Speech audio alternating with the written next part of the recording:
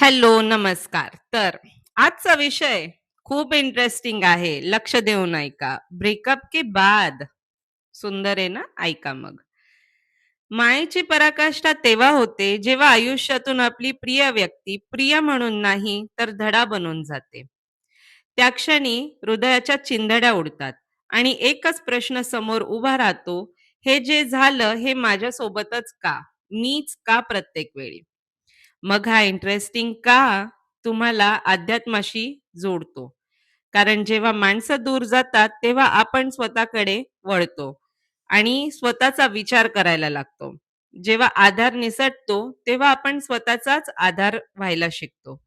प्रेम आणि अपेक्षा संपल्या की तुझ्यातला तू हा खडबडून जागा होतो आणि ज्याने आपल्याला जखम दिली तोच नकळतपणे आपल्याला स्वतःशी पुन्हा एकदा भेटवून जातो.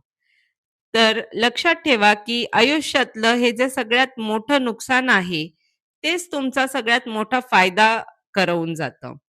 या फीलिंगपासून कधी लांब पळायचं नसतं, कारण तिथून तुमचं खरं रूप जन्माला येत असतं. तर ह्याचा अर्थ असा आहे, की वयाच्या प्रत्येक टप्प्यावर हा बदल गरजेचा आहे आणि प्रत्येक मनुष्याच्या आयुष्यामध्ये, प्रत्येक माणसाच्या आयुष्यात ही फेज यावी नक्की आणि ती जगावी सगळ्यांनी एकदा तरी. कारण यातून एकच गोष्ट घडते, ते म्हणजे ट्रान्सफॉर्मेशन आणि ट्रान्सफॉर्मेशन हे किती गरजेचं आहे, हे तुम्हाला ती फीलिंग गेल्याशिवाय कळणार नाही.